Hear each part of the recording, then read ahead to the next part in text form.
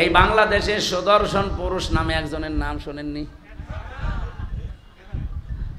ও যদি সুদর্শন পুরুষ হয় আমি কি কি জানো নাম ওর? অ্যাডলফ। আমি মনে করছিলাম অ্যাডলফ হিটলার মনে হয়। এই শয়তানের জানাজার নামাজে আমি দেখলাম ও বাবা মারা গেছে, জানাজা পড়ছে, এইভাবে তুলে দাঁড়িয়ে আছে। এখন যে কোনো দেখি সালাম ফেরানো লাগবে তাও জানে না। অ্যাডলফের মতো সন্তান আপনি জন্ম দেন, সুদর্শন পুরুষ হয়ে বাংলাদেশ কাঁপিয়ে যাক, আল্লাহর কসম কিছুদিন পরে দেখবেন তার মাকে বৃদ্ধাশ্রমে রেখে এসেছে। আউযু বিল্লাহি মিনাশ শাইতানির রাজীম। বিসমিল্লাহির রহমানির রহিম।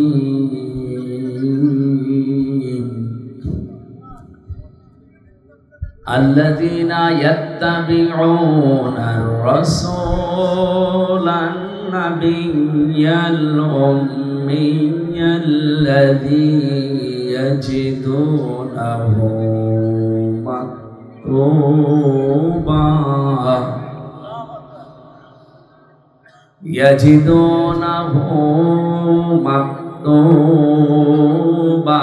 عندهم في التوراة والإنجيل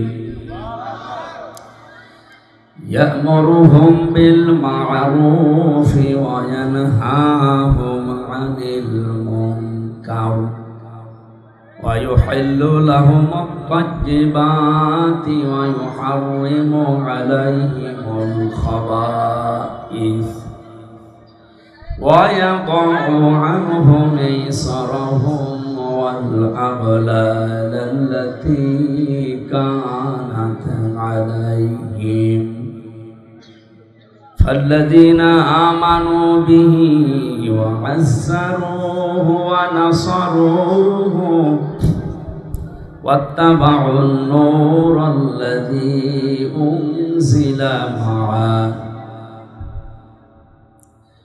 واتبعوا النور الذي أنزل معه أولئك هم المفلحون صدق الله العظيم। যে যুবকরা আজকের আয়োজনে সম্পৃক্ত, কত মানুষ ফতোয়াবাজি করেছে 2-3 দিন যে উনি জামাত ইসলামী করে, উনি জামাত ইসলামী থেকে নমিনি হয়েছে, উনি এসে কি বলবে। আমি আদর্শ হিসাবে বাংলাদেশে যত রাজনৈতিক দল আছে তার ভেতরে ওপেন তো বলেছি আমি জামাত ইসলামী করি। আমি জামাত ইসলামী থেকে আমাকে মনোনয়ন দিয়েছে, নমিনি বানিয়েছে, আমরা তো আর জোর করে বলি না যে আমাদের দেওয়া লাগবে। আর আমি জানতামও না, জীবনে কোনোদিন কল্পনাও করি নাই, কারণ এই রাস্তার লোক আমরা না। আমরা ছিলাম এই যে দিনের প্রচারের কাজে, সেই জায়গা থেকে এসেছি আর এখানে বসে আমরা ওই মন নিয়েই কথা বলবো। আপনারা এখন এতক্ষণ রসুলের সম্মান শুনছিলেন, যেহেতু রবিউল আউয়াল মাস, আমরা ওই কেন্দ্রিক কিছু কথা একটু যোগ করব। এটা রাজনৈতিক মঞ্চ হলে আমরা ওই কায়দায় কথা বলতাম, যেমন আমরা কর্মী সমাবেশ করি, জনসভা করি, সেখানে আমরা রাজনৈতিক কথা বলি। তো এইটা তো আর ওইরকম ময়দান না, এখানে 12 বাবার 13 ছেলে আমরা বসে আছি, এক একজনের মন মানসিকতা এক এক রকম, কিন্তু কোরআন আর সুন্নাহর বেলায় আমরা কিন্তু এক। এই জায়গায় কোনো মত পার্থক্য আছে আমাদের? যদি মত পার্থক্য আসে, দরকার হয় বাবা মা নেতা নেত্রী ছেড়ে দেব, কিন্তু কোরআন হাদিস ছাড়া যাবে? আমিও আমার ওই রকম মন নিয়েই কথা বলবো ইনশাআল্লাহ। যে যুবকরা আজকের এই আয়োজনে সম্পৃক্ত, এরা আজকে আয়োজন না করে যদি গানের আসর দিত, আপনারা আনন্দ পেতেন না? কিছু মানুষ পেত, কিন্তু এই মানুষগুলো তো আনন্দ পেত না, এরা আরো কষ্ট পেত। আমরা আনন্দ পেয়েছি কোরআনের কারণে। কিসের কারণে বলেন তো? সুতরাং কোরআন শুনতে যারা এসেছেন খুশি হয়ে বলেন আলহামদুলিল্লাহ। পৃথিবীতে আল্লাহর যত বড় বড় দয়া আর রহমত আছে, যেগুলো আল্লাহ দিয়ে নিজে খুশি হন, আনন্দ পান, কিন্তু মানুষ ওইগুলো পেলে কষ্ট পায়। তার ভেতরে 1 নম্বরে কন্যা সন্তান। এটা আল্লাহ দিতে পারলে আল্লাহ খুশি, তিনি আনন্দ পান। কারো ঘরে যদি আল্লাহ কন্যা সন্তান দান করে, কিন্তু যার ঘরে আসে সে কি খুশি না বেজার? 100 জনের প্রায় 98 জনই আমরা বেজার হয়ে যাই। এই যে কন্যা সন্তান আসলে যারা বেজার হন, এই স্বভাব কোনো মুসলমানের মুমিনের না, এটা কাফেরের স্বভাব। ওয়াইদা বুশিরা আহাদুহুম বিল উনসা যাল্লা ওয়াজহুহু মুসওয়াদ্দা ওয়া হুয়া কাযীম। সূরা নাহালের ভেতরে নাহাল 14 পারায় নাহালের ভেতরে এসেছে, হে নবী আপনি যখন তাদেরকে কন্যা হয়েছে কথা বলবেন, দেখবেন মুখ চোখ কালো হয়ে ভরুকঞ্চিত করবে, তারা অন্তত রাগে ফেটে পড়বে। এই অভ্যাসটা কাফেরদের। কাদের? বাংলাদেশে বহু মুসলমানের ভেতরে ওই স্বভাব আছে না? আপনারা এখনো অনেকে কথা বন্ধ করেননি। আমার ভাইরা, এ পৃথিবীর শ্রেষ্ঠ মানুষ যার কথা শুনছিলাম এতক্ষণ, মুহাম্মাদুর রাসূলুল্লাহ সাল্লাল্লাহু আলাইহি সাল্লাম, বলেন তো এই দুনিয়াতে তার একটা ছেলে সন্তানও বেঁচে ছিল। সেই কয়টাই হয়েছিল পরপর 3টা, একটাও বাঁচে নাই। বাচ্চা বয়সে তারা বিদায় নিয়েছে। আল্লাহ রাব্বুল আলামিন এজন্য কোরআনে কারিমে তার পরিচয় দিতে গিয়ে জানিয়েছেন, মা কানা মুহাম্মাদুন আবা আহাদিম মির রিজালিকুম ওয়ালাকির রাসূলুল্লাহি ওয়া খাতামান নাবিয়্যিন। এই এদিকে তাকা, আমি গতানুগতিক কথা বলছি না, এখানে একটা শিক্ষা আছে। আল্লাহ পাক বলেন, মুহাম্মদ এই পৃথিবীতে কোনো অ্যাডাল্ট পুরুষের বাবা ছিলেন না। তিনি পুরুষের বাবা ছিলেন, কিন্তু বয়স্ক কোনো পুরুষের বাবা ছিলেন না। আল্লাহ এখানে এই জন্য রেজাল দিয়েছেন, সিবিয়ান দেননি। সিবিয়ান মানে বাচ্চা, শিশু, আর রেজাল মানে প্রাপ্তবয়স্ক। কোরআনে কারিম কত সূক্ষ্ম, আপনি আয়াতটার এই শব্দটা শুনলেই টের পান। আমরা তো সে জন্মের পর থেকে বিভিন্ন জায়গায় এই রবিউল আউয়াল মাস আসলে মিলাদ হয়, আর মিলাদে ইমাম সাহেব যারা এই আয়াতটা পড়ে না, এই এলাকার ইমাম সাহেব নেই, আপনি ওনারে নিয়ে যান মিলাদ পড়তে, আয়াত দিয়ে তারা আরম্ভ করবে। মনে হয় তো গলায় সুর আছে, আমার ওইভাবে সুর হচ্ছে না, তাই ওই সুর দিয়ে এইটাই দিয়ে আরম্ভ করবে, মা কানা মুহাম্মাদুন আবা আহাদিম মির রিজালিকুম। মুহাম্মদের পৃথিবীতে কোনো অ্যাডাল্ট, কোনো প্রাপ্তবয়স্ক পুরুষের পিতা ছিলেন না। বলেন তো এই শব্দটা যদি আল্লাহ পাক এখানে সিবিয়ান লাগিয়ে দিতেন, রিজাল না দিতেন, ওই জামানায় যারা কাফের, যারা আল্লাহর নবীর ভুল ধরতো, কোরআনেরও ভুল ধরার চেষ্টা করত, এই আয়াতটা শোনার পরে তারা ভুল ধরতো কিনা?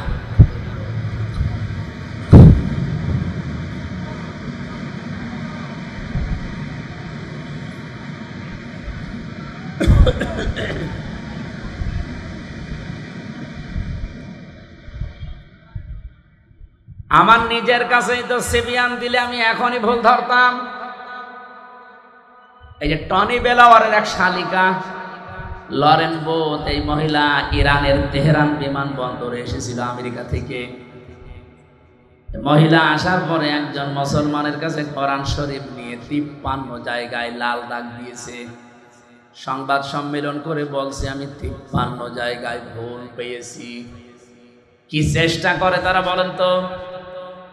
আমি বাইরের দেশগুলোতে যেখানে আমারে নিয়ে যায়, সফরে গেলে আগে বিশ্ববিদ্যালয়ে যাই, সিঙ্গাপুরে, মালয়েশিয়া, থাইল্যান্ড, যত দেশে আমারে নিয়ে গেল এ পর্যন্ত আমি আগে যে দেখি ও দেশের ভার্সিটি, বিশ্ববিদ্যালয়ে যাওয়ার পরে পরিচিত কাউকে পেলে, কয়েকদিন আগে সৌদি আরবে আমার এক বন্ধু ওখানে পড়ে, পরে বললাম যে দোস্ত নিয়ে চলো আমার এই লাইব্রেরিতে আগে।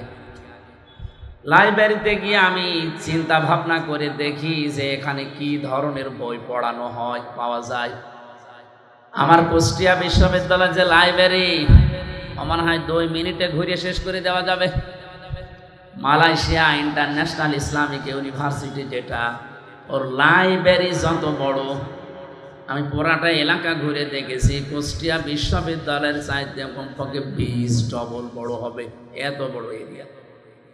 এটা বিশ্ববিদ্যালয় যদি আমাদের দেশের বিশ্ববিদ্যালয়ের চাইতে 20 ডবল বড় হয়, তার ক্যাম্পাস, তার লাইব্রেরি কত বড় হতে পারে? আপনি বই খুঁজবেন, নিজে যেয়ে অমুক বই পেয়ে যাবেন না, কম্পিউটারে টিপ দেওয়া লাগবে। কত তালায় আছে, কত কামরায় আছে, কত তাকে আছে, কত লাইনে আছে, ওটা লেখা উঠবে, ওই জায়গায় যে ওই বই পাবেন। তাছাড়া যদি নিজের মন মতো যে খুঁজতে চান, আমার মনে হয় আপনার জীবন শেষ হয়ে যাবে। এত বই শেখা। বড় বড় বিশ্ববিদ্যালয়গুলো যে আমি এই ছোট্ট জীবনে দেখেছি, ওরা যত বই থাকুক না কেন, সবার উপরে আল কোরআন এইটা ওখানে লিখে দেয়। যে সমস্ত দেশে মুসলমান কম, যেমন সিঙ্গাপুরে 100 জনের মাত্র 5 জন মুসলমান, 95 জন সেখানে কাফের, বিভিন্ন জাতির লোক আছে, মুসলমান না। থাইল্যান্ডে ওই রকম মুসলমান হয়তো 2-3%, বাকি সবগুলোই তারা কাফের। আমার এক বাজারে নিয়ে গেল থাইল্যান্ডে, বাজারে যে দেখি গোশত বিক্রি করছে, সামনে তাকালাম, দেখি শুধু মাথা। জিজ্ঞাসা করলাম ইংরেজিতে ওনারে যে কি এটা, আমারে বলছি ডগ। ডগ মানে একটা দুইটা না, প্রায় 15-20টা ডগ মাথা কেটে রেখে দিয়েছে। ওরা তো আর বিসমিল্লাহির রহমানির রহিম বলেনি, এক কোপে আলাদা করে ফেলেছে। সাপ, বড় বড় সাপ জিয়ানো আছে, শুধু মাথা কেটে যে মাছের মতো পিস পিস করে। এরকম একটা দেশেও বিশ্ববিদ্যালয়ের দিকে তাকান, কত হাজার হাজার বই তাদের আছে, নিচের থাকে, ওপরে যেটা আছে সেই জায়গায় আছে দি হলি কোরআন। ধরে বলছ ওরা আর কিছু না করুন, নতুন কোন তথ্য যদি বের করতে চায়, কোরআন ছাড়া সম্ভব না। কিয়ামত পর্যন্ত পৃথিবীতে যত রকমের বিজ্ঞানী আসবে, সে আস্তিক হোক আর নাস্তিক হোক, কিছু যদি নতুন দুনিয়াকে দিতে চায়, মাস্ট বি তাকে কোরআনের কাছে ভিক্ষা চাওয়া লাগবে। কথা বুঝতেছি? কি গবেষণা তাদের জীবনে আছে। এই যে লরেন বুথ বলছিলাম, মহিলা অনার্স মাস্টার্স করা, ডক্টরেট করা, কোরআন পড়তে 1 দিন 2 দিন করে পড়ে নাই, 3 বছর একাধারে পড়েছে। আর আমার মতো আনাকম জানাকমও পড়ে নাই, পড়েছে একেবারে বুঝে বুঝে। এক একটা শব্দের অর্থ বের করেছে, একাধিক, কোন শব্দ কোন জায়গায় অ্যাপ্রোপ্রিয়েট হয়, কোন জায়গায় কোন শব্দ মিলতে পারে, এইরকম বুঝে বুঝে কোরআন পড়েছে। 53 জায়গায় যে লাল দাগ দিয়েছে, আন্দাজে না, বুঝে শুনে দিয়েছে। কিন্তু আল্লাহর ইশারা, যেখানে ও লাল দাগ দেয়, শেষ পর্যন্ত মুসলমানও হয়ে গেছে। জিজ্ঞাসা করছে যে আপনার ধর্ম খ্রিস্টান, তামাম পৃথিবীতে সব চাইতে বেশি মানুষ বাস করে খ্রিস্টান ধর্মে, আপনি সেই বাপদাদার ধর্ম বাদ দিয়ে এ পৃথিবীতে মুসলমানদের ধর্ম এমনিতেই মানুষ দেখতে পারে না। এদেরকে টেরোরিস্ট বলা হয়, জঙ্গি বলা হয়, সন্ত্রাসী বলা হয়। আর আপনি এই ধর্ম মেনে নিলেন মানে? লরেন বুথ ওই দিন জানিয়েছে, আমি মুসলমানদের চেহারা দেখে, তাদের আচরণ দেখে মুসলমান হচ্ছি না, আমি মুসলমান হয়েছি আল্লাহর কোরআন দেখে। আমি 53 জায়গায় লাল দাগ দিয়েছিলাম, ঠিক।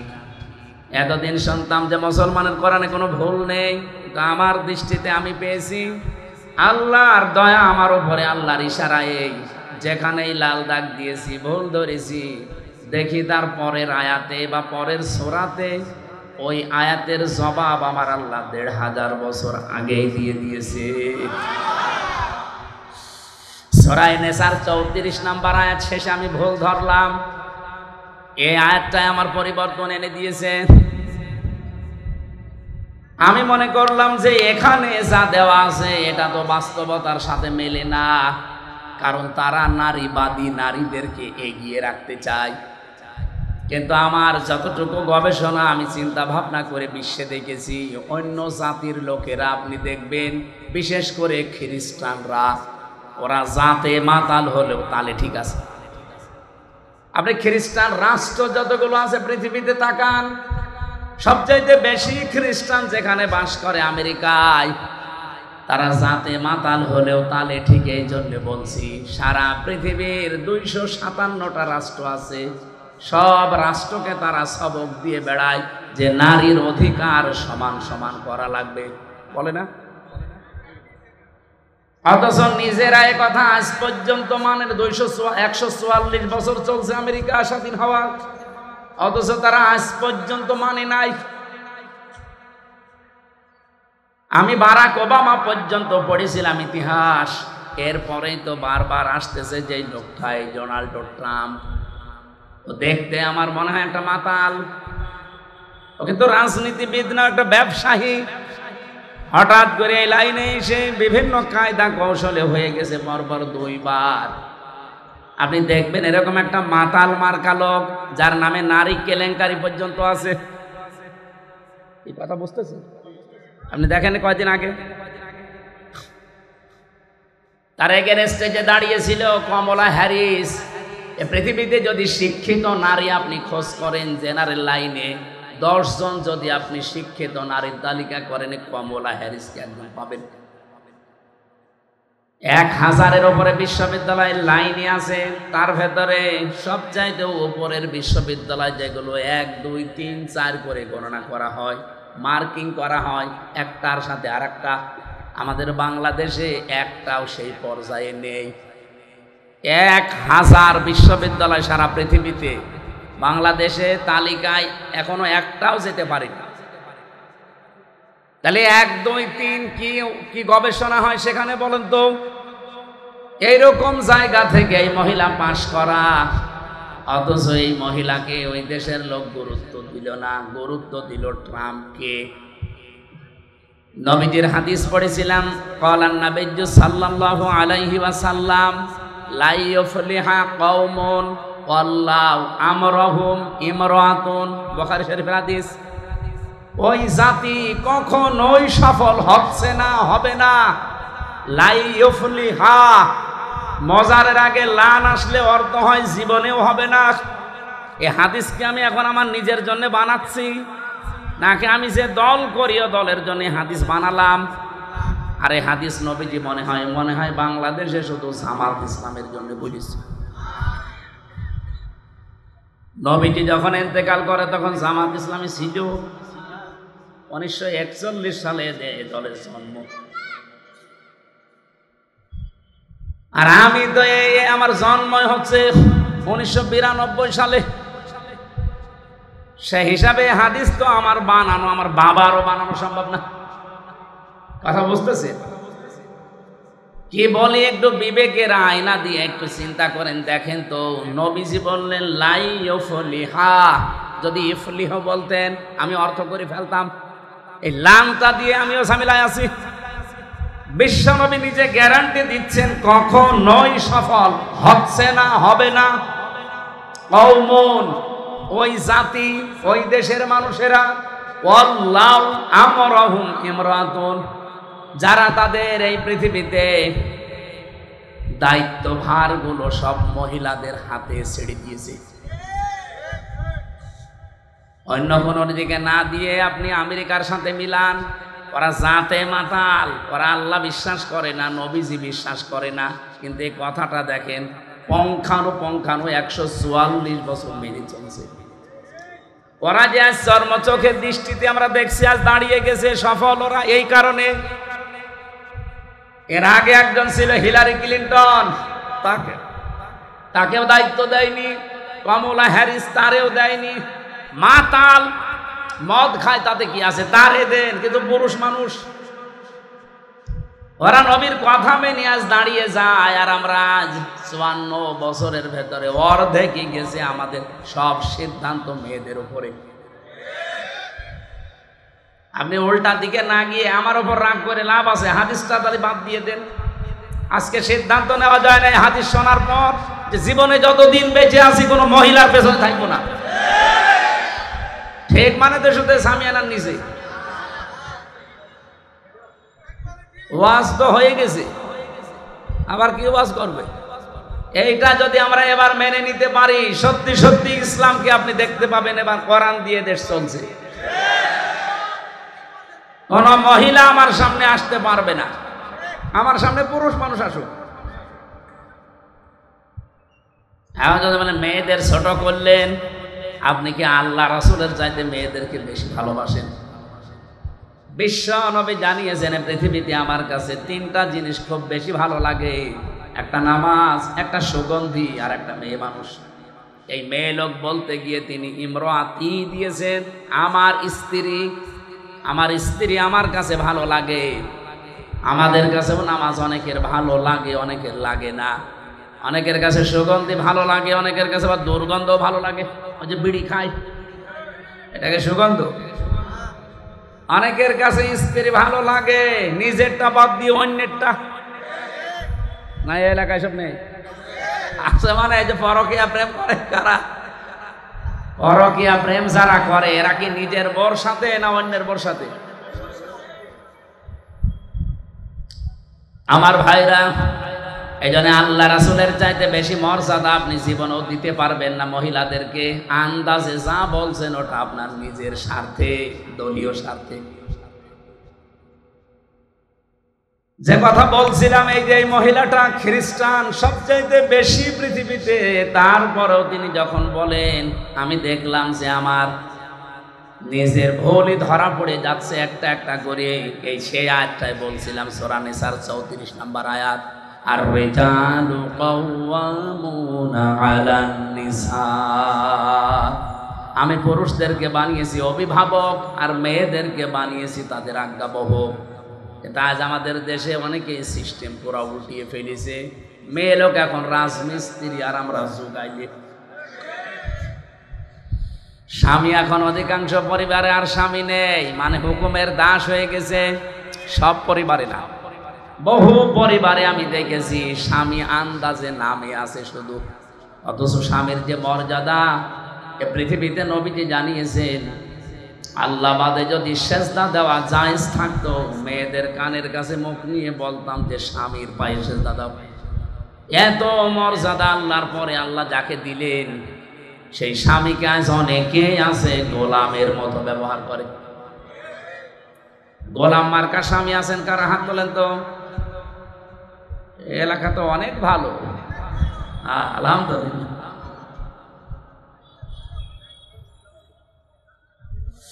আমার ভাইরা, বিশ্বনবী যে জানিয়েছে এই পৃথিবীতে সবচাইতে বেশি আল্লাহ পাক খুশি হন ওই সময় যখন তিনি কোনো ঘরে মেয়ে পাঠান, নারীকে দেন।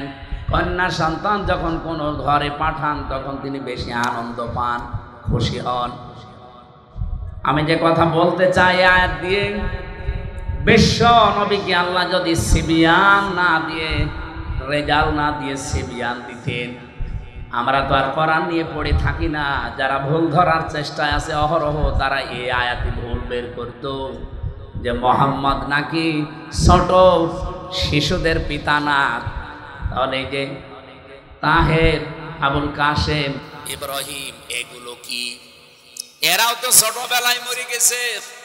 আল্লাহ এমন শব্দ চয়ন করেছেন এই জায়গায়, সিবিয়ান দেননি, দিয়েছেন রেজাল। অথচ সে জন্মের পর থেকে অনেকে আয়াত আমরা মিলাদে পড়েছি, এখানে যে তথ্য আছে অনেকে আমরা জানি না। তাহলে কত সেনসিটিভ জায়গা। কোরআনের প্রতিটি আয়াত আমার আল্লাহ রেজাল ব্যবহার করে মানুষের মুখের উপরে কাদা দিয়ে দিয়েছেন যে না, মুখ খুলতে পারবি না। কোরআনের ব্যাপারে ভুল ধরা দূরের কথা, যালিকাল কিতাবু লা রাইবা ফি, এখানে ভুল তো দূরের কথা, সন্দেহের লেশ পর্যন্ত নেই। রাদিয়াল্লাহু তাআলা আনহা, এগুলো সব পুরুষ না মহিলা? বলেন বলেন। এবার আমি একটা হাদিস এখানে শোনাতে চাই। নবীজি বলেন, হে পৃথিবীর মানুষেরা, যার মেয়ে আছে মেয়ের বাবাকে গালি দিবা না। আল্লাহর নবী কিন্তু কোনো দিন এ কথা বলেন না যে ছেলের বাবাকে গালি দিবা না। আমি আপনাকে ছেলের বাবাকে গালি দিতে বলছি না, কিন্তু আজ বিশালভাবে মেয়ের বাবাকে গালি দিবা না এ কথা আল্লাহর নবী বললেন, কারণ আমি মুহাম্মদ নিজে মেয়েদের বাবা। মেয়ে যাদের আছে আপনি গ্যারান্টি দিতে পারেন শুধু 3টা কাজ যদি করতে পারেন ওর পেছনে আল্লাহ পাক আপনাকে এই ওসিলায় একটা জান্নাত দেবে। 1 নম্বরে তার একটা সুন্দর অর্থবোধক নাম রাখা লাগবে। এমন নাম রেখে দিয়েছে ও নাম শুনলে কুকুর পর্যন্ত হাসে। আধুনিক এমন এমন নাম এখন বের হচ্ছে, এই জন্য আপনি ইসলামী এবং অর্থবোধক নাম রাখবেন মেয়েদের। 2 নম্বরে শুধু নাম রাখাই শেষ না, এর পেছনে আপনি খরচ করবেন আপনার সাধ্য মতো দিন শেখাতে। আপনার মেয়ে হাফেজা হবে, আপনার মেয়ে ইঞ্জিনিয়ার হবে, ডাক্তার হবে, কোনো অসুবিধা নেই, কিন্তু তাকে প্রথমে কোরআনে কারিমের জ্ঞানটা এমনভাবে দেন ও বড় হয়ে যেন দুর্নীতি না করে।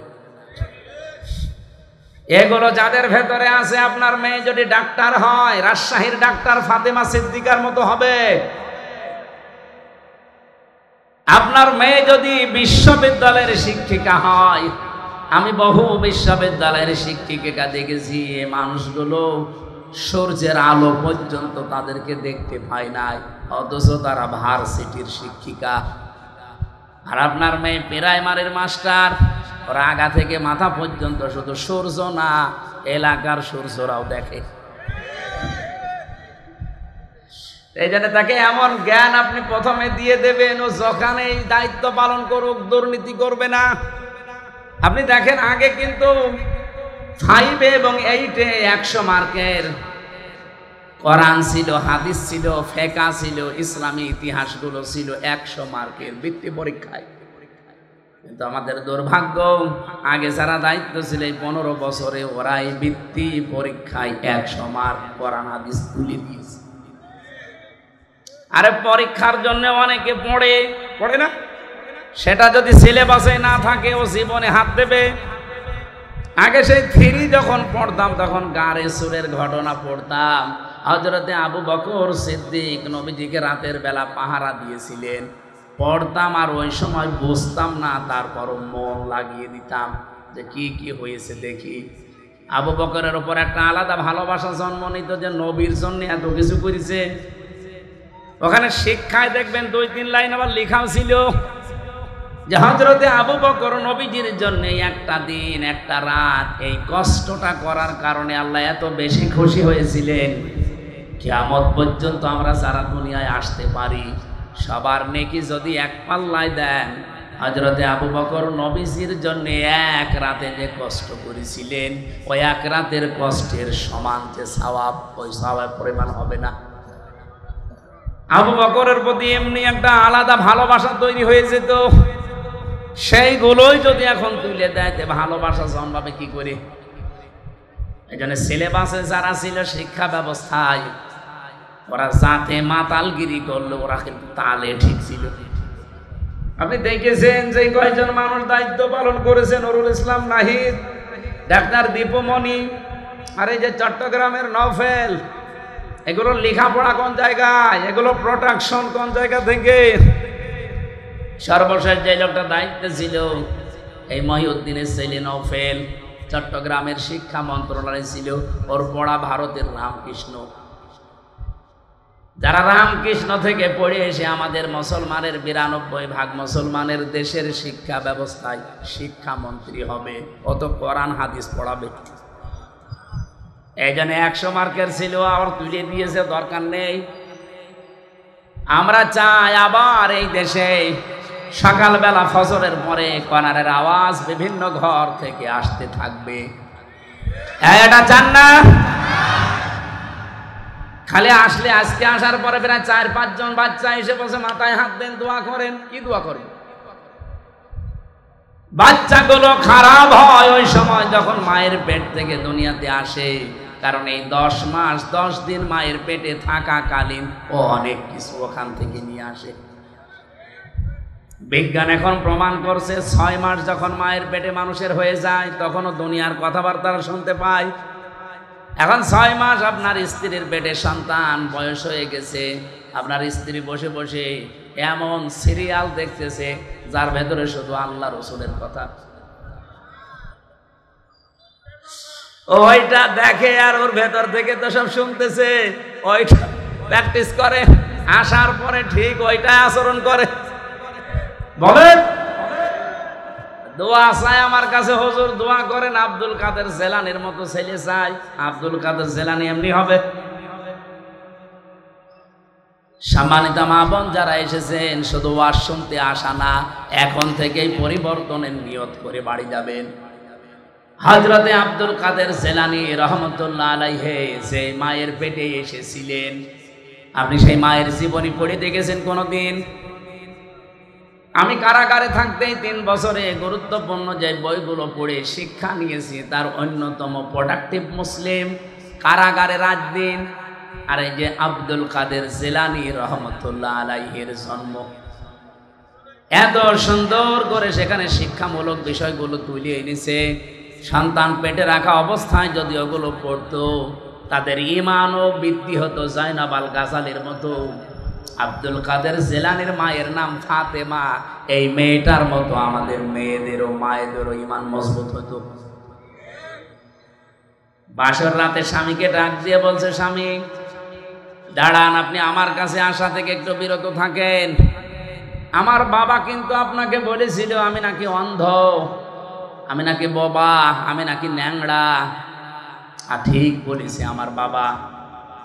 আপনি যে বাসর রাতে আমার কাছে আসতে যে ফিরে গেলেন ভয়তে, আপনি বিয়ের আগেই তো শুনেছিলেন যে আমি অন্ধ, অথচ আমার চোখ এখন ভালো। আপনি শুনেছিলেন যে আমি নাকি ন্যাংড়া, অথচ আমি হাঁটতে পারি।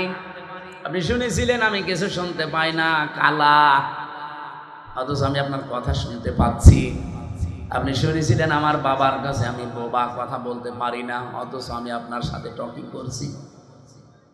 আমার বাবা যা বলেছে সত্য বলেছে, এই কারণে আমি যখন প্রাপ্তা বয়স্ক হয়েছি, তার মানে মেয়েরা প্রাপ্ত বয়স্ক হয় ওই সময় যখন তাদের শরীর খারাপ হয়।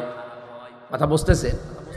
মেয়েরা যারা এসেছেন, সম্মানিত মা বোনেরা, আপনাদেরকে বলছি, একটা মেয়ে মানুষ ওই পর্যন্ত প্রাপ্ত বয়স্ক হয় না, প্রাপ্তা।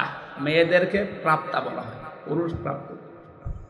যতক্ষণ তাদের মাসিক না হয় বা ওই শরীর খারাপ না হয়, যখন শরীর খারাপ হয়ে যাবে, সে 9 বছরে হোক, 12 বছরে হোক, 15 বছরে হোক, যখনই শুরু হবে, ওই দিন থেকে শুরু করে জীবনে আর কোনোদিন আপনি ওই মাসে 3 দিন, 5 দিন, 7 দিন বাদ দিয়ে নামাজ বাদ দিতে পারবেন না। এই মাসলাটা বুঝেছেন কিনা বলেন? তাহলে মেয়ে লোকের নামাজ ফরজ হওয়া, যেদিন শরীর খারাপ হয়েছে ওই দিনের পবিত্র হওয়ার পর থেকে, তার শরীর খারাপ হওয়ার পর থেকে নামাজ শুরু। হ্যাঁ, প্রতি মাসে মাসে আপনি 3 দিন, 7 দিন, 10 দিন পর্যন্ত নামাজ না পড়ে থাকতে পারবেন যখন শরীর খারাপ থাকবে। তো শরীর ভালো হয়ে গেলে বাকি সময় কোনো দিন আপনি আর নামাজ বাদ দিতে পারবেন না। অনেকের মেয়ের হয়তো 10 বছর, 12 বছর, 13 বছরে শরীর খারাপ হয়, কিন্তু বাবা তো আর জানে না, মা তো এই বিষয়গুলো জানে। নামাজ না পড়ে ফজরের সময় ঘুমিয়ে আছে, বাবা তো আর জানে না যে আমার মেয়ের অবস্থা কি। মা কিন্তু সব জানে। বাবা যে ডাক দিয়ে বলবে যে ফরজ নামাজটা পড়ে ঘুমা, বলতেও পারে না। এই জন্য মা বোন যারা এসেছেন, আপনার দায়িত্ব এটা, স্বামীকে হয় জানিয়ে দেবেন যে এই মাস থেকে তার এই শরীরের অবস্থা, আগামী থেকে তার নামাজ কিন্তু আর কাজা করা হারাম, ফরজ নামাজ পড়াই লাগবে। আমি এই মাসলাটা বোঝাতে পেরেছি কিনা বলেন তো? বলেন বলেন। আমাদের বাবাদের দরকার নেই, আমরা বাবারা শুধু আদেশ দেওয়ার ক্ষেত্রে থাকলে হবে। বড় ভাই যারা আমরা আছি, বাবা যারা আছি, আদেশ দেওয়া পর্যন্ত থাকলে হবে, কিন্তু দায়িত্ব পালন করা লাগবে মায়েদের আর বড় বোনদের। মারা এবং বড় বোনেরা যারা আছেন, অবশ্যই আপনার বোন হোক, আপনার মেয়ে হোক, তার শরীর যেদিন খারাপ হবে ওর পর থেকেই তার নামাজ কি ফরজ। এর আগে পর্যন্ত কিন্তু নামাজ ফরজ ছিল না। এর আগে পর্যন্ত সে 10 বছর হোক, 12 বছর হোক, 15 বছর হোক, এর আগে পর্যন্ত যদি নামাজ পড়ে থাকে, সওয়াব হলে আপনার হবে, ওই মেয়েটার সওয়াব হবে না। এর পর থেকে নামাজ পড়লে সওয়াব, না পড়লে কবিরা গুনাহ, আর আপনি আদেশ দেননি, আপনারও গুনাহ। স্বামীকে ডাক দিয়ে বলেছে, স্বামী আমার বাবা বলেছিল আমি নাকি অন্ধ। হ্যাঁ আমি অন্ধ। আমার এই প্রাপ্তা বয়স্ক হওয়ার পর থেকে মনে করেন 12 বছর, এই 12 বছরের পর থেকে এই বিয়ের এখন চলছে আমার 18 বছর। এই 6টা বছরে কোনোদিন আমি যে বোবা, আমার বাবা বোবা বলেছে, কারণ এই মুখ দিয়ে আমি কোনোদিন গীবত করি নাই। আমার বাবা বলেছে আমি নাকি অন্ধ। হ্যাঁ আমি পরপুরুষের চেহারা এই অন্তত এই প্রাপ্তা বয়স্কর পর থেকে বিয়ে পর্যন্ত দেখি নাই। আমি ন্যাংড়া এই কারণে বলেছি আমার এই পা দিয়ে এমন কোন হারাম কাজে আমি যাই নাই যেটা কবিরা গুনাহ হয়। আমি এমন কোন কথা এই কান দিয়ে শুনি নাই যে কথায় কবিরা গুনাহ হয়, তার মানে গীবত, এগুলো আমি শুনি না। আমার বাবা আমার উপরে আস্থা রেখে এই 6 বছর সে দেখেছে, এই কারণে বলেছে আমার মেয়ে অন্ধ, বোবা, কালা, ন্যাংড়া। আসলে আমি ওই রূপক অর্থে এগুলো ছিলাম, বাস্তবে আমার শরীর সব ঠিক আছে। শুকরিয়া আদায় করলেন। বাসর রাত শেষ করে বউকে নিয়ে বাড়িতে গেলেন বাবার, কারণ এতদিন তিনি শ্বশুর বাড়িতে কাজ করে খেতেন 10 বছর। সর্বশেষ আমি তার জীবনী পড়তে গিয়ে বেশি এই মায়ের পেটে এসেছিলেন হযরতে আব্দুল কাদের জেলানী রহমতুল্লাহ আলাইহি। এত বড় চরিত্রের অধিকারী তার মা, এর পরেও তিনি মায়ের পেট থেকে এসে মাত্র 6 বছর তার বয়স, মা তাকে নিয়ে গেছে মাদ্রাসায় পড়ানোর জন্যে। ওস্তাদ ডাক দিয়ে বলছে, বাবা বলো বিসমিল্লাহির রহমানির রহিম, আলিফ বা তা সা। হযরতে আব্দুল কাদের প্রথমেই প্রশ্ন করলেন, উস্তাদ বিসমিল্লাহির রহমানির রহিম এর মানে কি? উনি অর্থ বললেন যে এখানে আল্লাহর নামে শুরু হচ্ছে, যিনি রহমান, যিনি রহিম, দয়াশীল এবং ক্ষমাশীল। আলিফ বা তা সা। উনি বললেন এর অর্থ বলেন। ওস্তাদ বলছে আলিফ বা তা সার কোনো অর্থ নেই। আব্দুল কাদের বলে, হুজুর যে জিনিসের মানে হয় না, অর্থ হয় না, ওটা পড়ি আমি সময় নষ্ট করি না। ওস্তাদ চিন্তা করছে কি ছাত্র পেলাম। তুমি জানো আলিফের মানে? জানি, আমি মায়ের কাছ থেকে শুনেছি। কি আলিফের মানে? আমি এতদিন ছাত্র পড়াই, আমি জানি না। তোমার মা কি পড়িয়েছে দেখি বলো তো। উনি আলিফ দিয়ে শুরু করলেন আয়াতুল কুরসি। আল্লাহু লা ইলাহা ইল্লা হুয়াল হাইয়ুল কাইয়্যুম। তেলাওয়াত করতে করতে প্রায় 18 পারা পর্যন্ত তিনি পড়েছিলেন। আয়াতুল কুরসির ভেতরে আমার আল্লাহর 10টা ক্ষমতার কথা আছে, তিনি ব্যাখ্যা পর্যন্ত মায়ের কাছে পড়েছিলেন, শুনেছিলেন।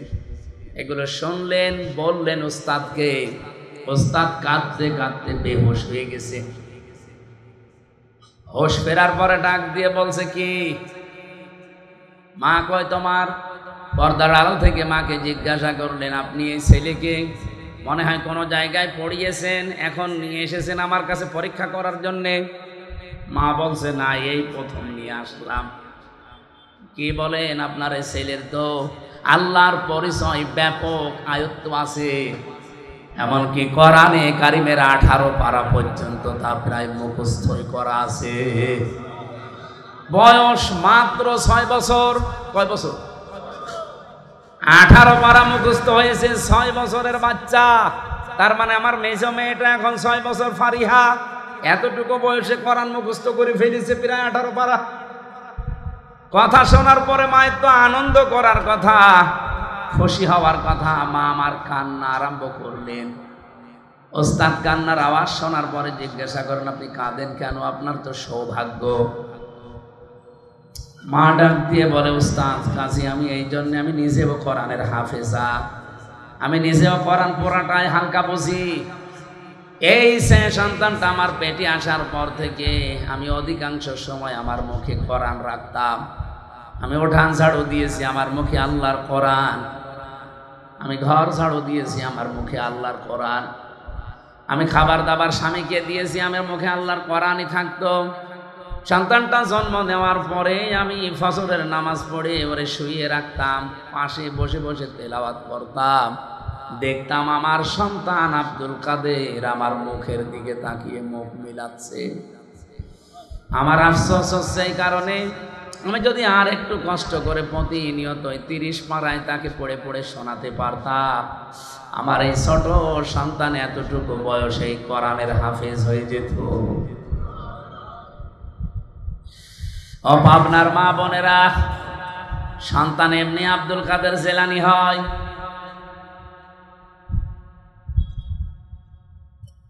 এই জন্য আমি যেটা বোঝাতে চাচ্ছিলাম, কন্যা সন্তান এই পৃথিবীতে মানুষকে আমার আল্লাহ দিয়ে তিনি নিজে আরো সে বসে বসে আনন্দ করেন আর তিনি নিজেই খুশি হন।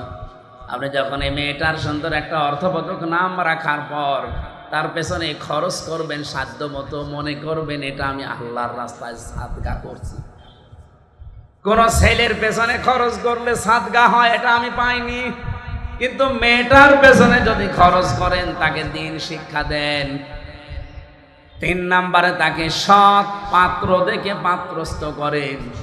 নবীজি বলেন কিয়ামতে আল্লাহ যখন আমার জান্নাতে দেবে, তিনি এইভাবে দেখিয়েছিলেন, পাশাপাশি আমার পাশে ওই মেয়েটার দায়িত্বশীল মা বাবা আমার সাথে থাকবে। এখানে অর্থবোধক নাম রাখবেন মেয়ের, এমন নাম রাখবেন না যেটা শুনলে কোনো অর্থ পাওয়া যায় না। সেদিন একটা দোকানের নাম, তার মেয়ের নামে দেখলাম মাহিদা। মাহিদা মানে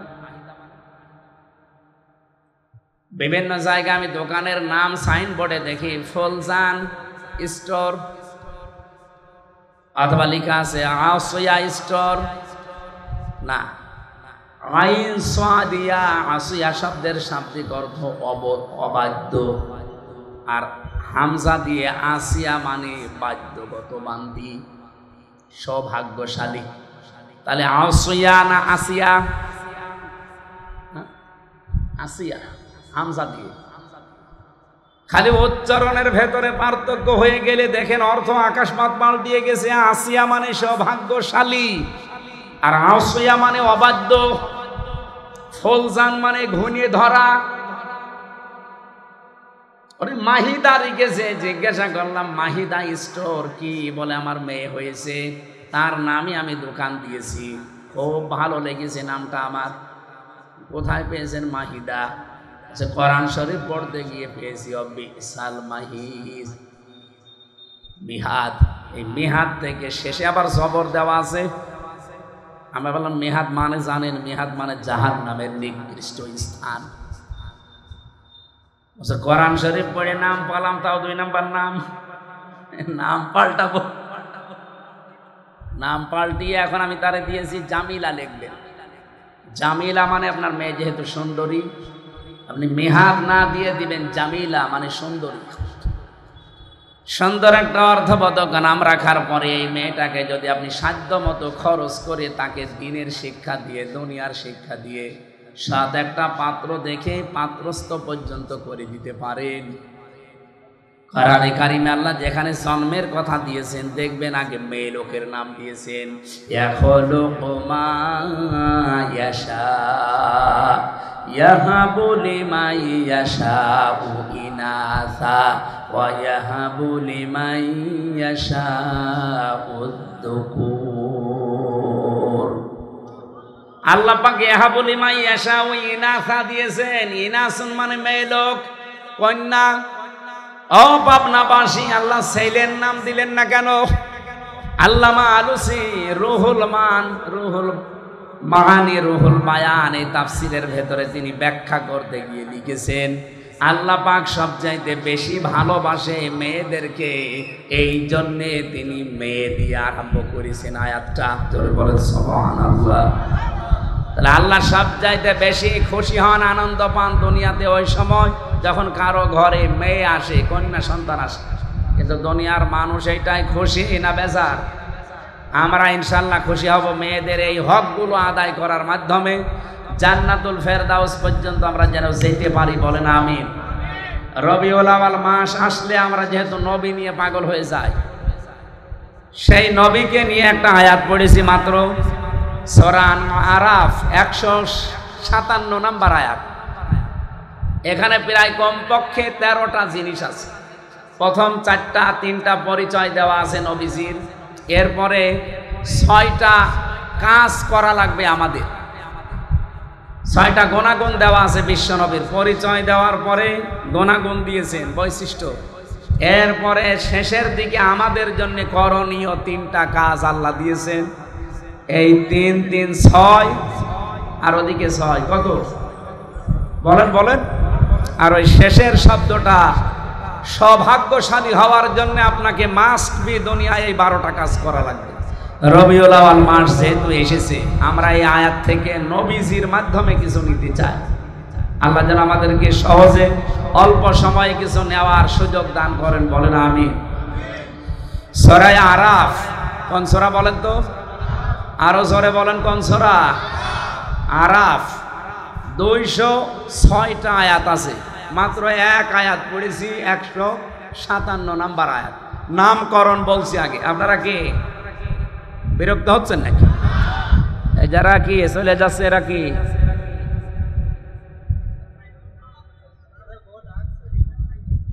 আমার ভাইরা একটু খেয়াল করে শুনবেন, তাফসীর মাহফিলে কথা বলতে হলে একেবারে তার নামকরণ থেকে আরম্ভ করা লাগে।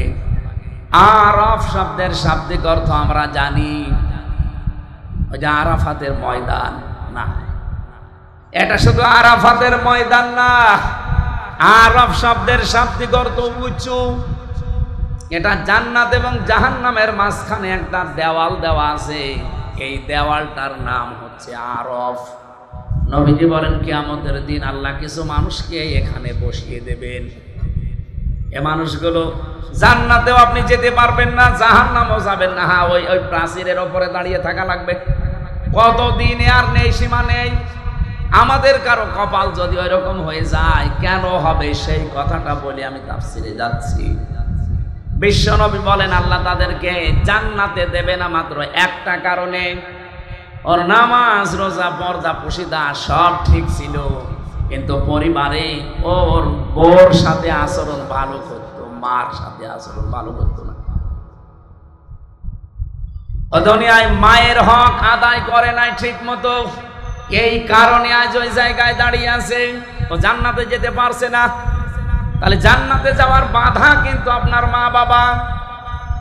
আমার মনে হয় এখন মা বাবা যারা প্যান্ডেলে বসে আছে এরা আনন্দে আত্মহারা, যে হুজুর আরো বেশি দিন বেঁচে থাক। আরে মা বাবা, আপনারও তো কিছু দায়িত্ব আছে। ওই যে সন্তান হওয়ার পরে তার সুন্দর অর্থবোধক নাম রাখার পরে তার দ্বীনের শিক্ষা দেওয়া। এ কথা বলেন না কেন?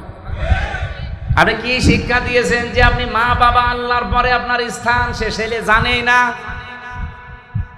কয়েকদিন আগে একটা জানাজা দেখছিলাম ভিডিওতে। এই বাংলাদেশের সুদর্শন পুরুষ নামে একজনের নাম শোনেননি? ও যদি সুদর্শন পুরুষ হয়, আমি কি কি জানো নাম? ওর অ্যাডলফ। আমি মনে করছিলাম অ্যাডলফ হিটলার মনে হয়।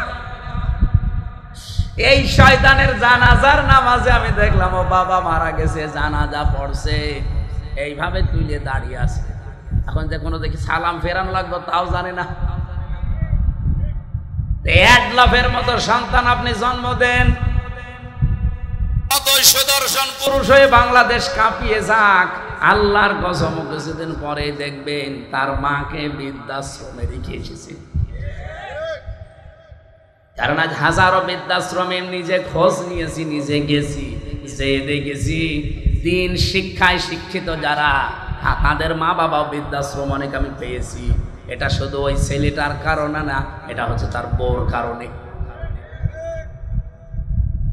অধিকাংশ 190 জন মা বাবা যারা আজ বৃদ্ধাশ্রমে থাকে তাদের খোঁজ খবর নিয়ে পাশে বসে কথা শুনলে দেখবেন চোখের পানি ফেলতেছে, হাও মাও করে। আমি যে কিশোরগঞ্জে পেয়েছিলাম, কিশোরগঞ্জ থানা, ওইটা হচ্ছে নীলফামারী জেলা। আমি যে দেখলাম দুই পাশে মা আর বাবা বসে আছে, প্রায় 25 জন 50 জন। একজনের কাছে একটু মাথা কাত করে বললাম, কি বাড়ি কোথায়, কি করেন, কেন এখানে এসেছেন? হাও মাও করে আমার হাত চেপে ধরে হাও মাও করে কাঁদতেছে এই বাবাটা আর মা। সে একজন বলছে আমার দুইটা ছেলে থাকে, একটা আমেরিকায় আর একটা ইংল্যান্ডে, আর একটা ছেলে আমার এদেশে আছে, সে বড় ডাক্তার। তিনটা ছেলে প্রতিষ্ঠিত। আমার ছেলেদের আমি দোষ দেই না, সেই রকম দোষ হচ্ছে আমার বৌমাদের। ওরা এমন ভাবে কড়াকড়ি করে, শেষ পর্যন্ত বাড়িতে 5টা রুম আছে, একটা রুমে আমাদের এই বুড়ো বুড়ির জায়গা হয় না। টাকা পয়সা পাঠাই, এই বৃদ্ধাশ্রমে আজ পড়ে আছে। আমি অনেক দিনের শিক্ষায় শিক্ষিত মানুষের মা বাবাকেও পেয়েছি। সত্যি কথা বলবো তো অসুবিধা কি? আমার গায়েও পড়তে পারে, পড়ুক, কিন্তু তারা শুধু দায়ী না। যে সমস্ত মাওলানা বলেন এই দিন শিক্ষায় শিক্ষিত ভাইরা তাদের মা বাবাকে বাধ্য হয়ে রেখে এসেছে শুধুমাত্র তাদের পরিবারের সন্তান আর বউর কারণে। আমি এক কলেজের অধ্যাপককে দেখেছিলাম, সে দিনের শিক্ষায় শিক্ষিত, আবার জেনারেল, কিন্তু মাকে যখন বৃদ্ধাশ্রমে রেখেছে প্রায় 3 মাস হয়ে গেছে, খোঁজ খবর মাঝে মাঝে নিতে যায়। আর আজকে কর্তৃপক্ষ তারে খবর দিয়েছে যে আপনার মা মনে হয় বাঁচবে না, সর্বশেষ আপনি একটু শেষ দেখা করেন। উনি যে দেখি হাও মাও করে কাঁদছে মায়ের পায়ের কাছে বসে। ওর মা বলছে কান্না বন্ধ কর, আমার সময় আর বেশি নেই, আমি মনে হয় বিদায় নেব।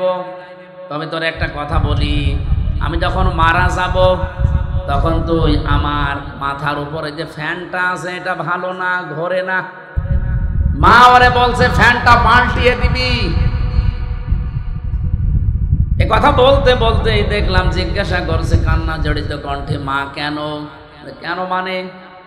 আমি তো তোর ছোটবেলা থেকে পর্যন্ত মানুষ করে দেখেছি, তুই তো গরমে থাকতে পারিস না, তুই যে ফ্যানটা আজ 3 মাস আমার মাথার ওপর এটা ঘোরে না, তুই আমার সাথে শেষ বয়সে যা করলি আমার মনে হচ্ছে কিছুদিন পরে তোর এখানে আসা লাগবে। তোর তো ফ্যান ছাড়া ঘুম হবে না, তোরে আমি খুব ভালোবাসি, আগে থেকে সতর্ক করলাম, ফ্যানটা পাল্টিয়ে নতুন ফ্যান আগে লাগিয়ে দিস, তোরই ভালো হবে। এ কথা বলে ওর মা মরে গেল। আমার বলছে হুজুর মন খারাপ, আমি দেখতে গিয়েছিলাম ওটা ওই চট্টগ্রাম বিভাগে। মন খারাপ করবেন না, আমার ওপরে আপনি গালি দিয়েন না, রাগ করেন না, এর দোষ শুধু আমার একা না, আমিও আপনার মতো দিনী শিক্ষায় শিক্ষিত, আমি কলেজের অধ্যাপক, আমি জেনারেল থেকে অনার্স মাস্টার্স করেছি, আমার 2টা ছেলে মেয়ে আছে, আমার মা 3 মাস এখানে পড়ে আছে। মাঝে মাঝেই মাকে আমি খরচ দিয়ে যাই, কিন্তু সাধ্য মতো দিতে পারি না। বউ আমারে বলেছে এই বুড়ি যদি বাড়ি থাকে তোমার ভাত আমি খাবো না। আমি তো বউকে তালাকও দিতে পারলাম না ওই বাচ্চা দুটোর মুখের দিকে তাকিয়ে। শেষ পর্যন্ত মাকেই রেখে গিয়েছিলাম। আজকে মা আমার চিরদিনের মতো চলে গেল। আমার বাবা সেই ছোট্টবেলায় মারা গেছে, বহু কষ্ট করে পর্যন্ত আমি পৌঁছিয়েছিলাম। খুব অবস্থান ভালো না আমার, যাই আছে আমি চলতে পারতাম, কিন্তু আজকে আমি এমন একজনকে হারালাম যে দুনিয়ায় আমার নাম ধরে ডাকবে সেরকম মানুষ এখন আর নেই। বলেন তো জেনারেল শিক্ষা বলেন আর ধর্মীয় শিক্ষা বলেন, মা বাবাকে বৃদ্ধাশ্রমে রেখে আসার পেছনে আমি যতটুকু দেখছি, আমি তো একেবারে কম ঘুরি না, যতটুকুই দেখছি সবচাইতে বেশি ভূমিকা পালন করে বাড়ির বউগুলো। 100টার প্রায় 98টা পরিবারে আজ বউ শাশুড়ির মিল নেই। ছোটখাটো জিনিস নিয়ে তাদের মনের দূরত্ব, শরীরের দূরত্ব এত বেশি, শেষ পর্যন্ত স্বামী যারা আমরা আছি আমরা মানসিক রোগী হয়ে যাই। বর দিকে একটু ভালোবাসা দেখালে আমার নাম পড়ে যায়, আমি বউ পাগল। মা বাবার কথা শুনতে গেলে ওদিকে শ্বশুর শাশুড়ির মন তো পাওয়াই যায় না, বউ বলে ফেলে তোমার বিয়ে করার দরকার কি। আমি কি বেশি বললাম? হ্যাঁ, এটা বাংলাদেশে নেই। এই 2 চাপা কলে পড়ে হাজার হাজার স্বামী আজ আমরা মানসিক রোগী, কিছু বলতেও পারি না, সইতেও পারি না। এ ঝামেলায় আছেন কারা? হাত তোলেন দেখি, বলেন।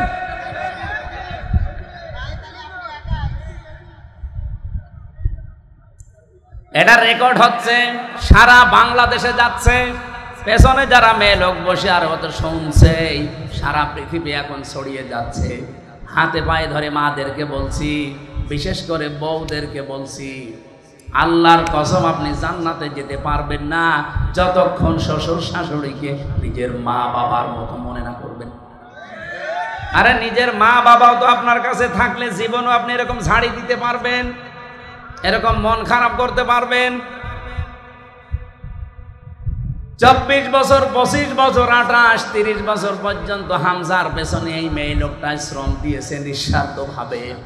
এই পুরুষ লোকটা রোদে পুড়ে পুড়ে পিঠের চামড়া কালো বানিয়ে ফেলেছে এই হামজার জন্যে। আর আপনি 3 কথায় এসে 3 দিনে আপনি পাল্টিয়ে গেলেন। আপনি নিজের শুধু ক্ষতি করছেন না, এই স্বামীর মন থেকে তো উঠে যাচ্ছেনই। আপনি দেখবেন স্বামীরা সবচাইতে জড়ানো জিনিসকে বেশি ভালোবাসে।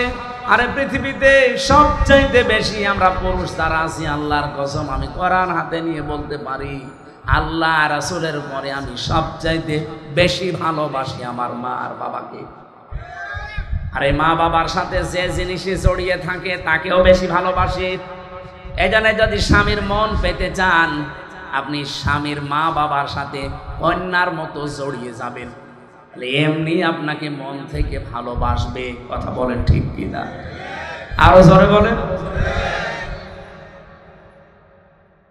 আমার ভাইরা, বিশ্ব নবী মুহাম্মদ রাসূলুল্লাহ সাল্লাল্লাহু আলাইহি সাল্লামকে আল্লাহ যেই কথাগুলো আমাদের মাধ্যমে এবার জানাবেন, সূরা আরাফ থেকে যেহেতু পড়েছি, আপনি আরাফ থেকে এই প্রাচীর নামক জায়গায় মনে করেন এখন দাঁড়িয়ে আছেন, আপনার বিচার চলছে। আপনাকে আল্লাহ জান্নাতে দিচ্ছে না শুধুমাত্র মায়ের কারণে, বাবার হক আদায় না করার কারণে। সাহাবী প্রশ্ন করলেন, হে নবী, আমার মা বাবার কারণে না আমি জান্নাত যেতে পারলাম না, জাহান্নামে আল্লাহ দিচ্ছে না কোন কারণে? বসেন বসেন, একটু একটু, এইটাই আমার মূল বিষয়, নাই তো আমি পয়েন্ট পর্যন্ত আসতাম না। এদিকে তাকান। সাহাবী প্রশ্ন করার সঙ্গে সঙ্গে নবীজি বললেন তাকে আল্লাহ জান্নাতে দিচ্ছে না মা বাবার কারণে, আর জাহান্নামে দিচ্ছে না, লোকটা আর যাই করুক দুনিয়ায় দিন কায়েমের জন্য চেষ্টা করতে। তাহলে দিন কায়েম করা এটা কিন্তু ফরজ, এটা নফল কাজ না। যত ফরজ আছে দুনিয়ায়, এই জমিনে আল্লাহর দিন কায়েম করা, নামাজ, রোজা, হজ, যাকাত, দান, সাদকা এর চাইতেও বড় ফরজ। কারণ দিন কায়েম না থাকলে আপনি নামাজের হক আদায় করে নামাজ পড়তে পারবেন না। দিন কায়েম না থাকলে আপনি যাকাত ভিত্তিক অর্থনীতি পাবেন না। দিন কায়েম না থাকলে আপনি পর্দাশীল মহিলা খুঁজে পাবেন না। এখানে কোরআনে কারিমে আমি যতটুকু স্টাডি করে দেখলাম, আমি তো সে ছোটবেলা থেকে এর সাথে লেগে আছি, আমার এই মাথার ভেতরে কোরআনের যতটুকু জ্ঞান আছে আমি দেখেছি সব ফরজের বড় ফরজ আল্লাহর জমিনে দিন কায়েম করা। আদম নবী থেকে আমাদের নবী পর্যন্ত কত লক্ষ নবী হতে পারে বলেন? আমি অন্তত ছোট জীবনে যত নবীর জীবনী পড়েছি, শুধু 2 জন নবীর জীবনী বাদ দিয়ে প্রত্যেকটা নবীর জীবনের শেষে পেয়েছি আন আকিমুদ্দিন, দিন কায়েম করো। একজন হযরত আদম আলাইহিস সালাম আর হযরত সুলাইমান নবী, এরা 2 জনে, আদম নবীর সময় তো মানুষজনই ছিল না, আর সুলাইমান নবী তার বাবার কাছ থেকে রাজত্ব পেয়েছিলেন, তিনি আর কি কায়েম করবেন? আর বাকি যত নবীর জীবনী পড়লাম, প্রতিটি নবীর জীবনের মিশন এবং ভিশন ছিল যে দিন কায়েম করা লাগবে। ওয়ালা তাতাফাররাকু ফি, আল্লাহ বলেন মতপার্থক্য করা যাবে না এই বিষয়ে।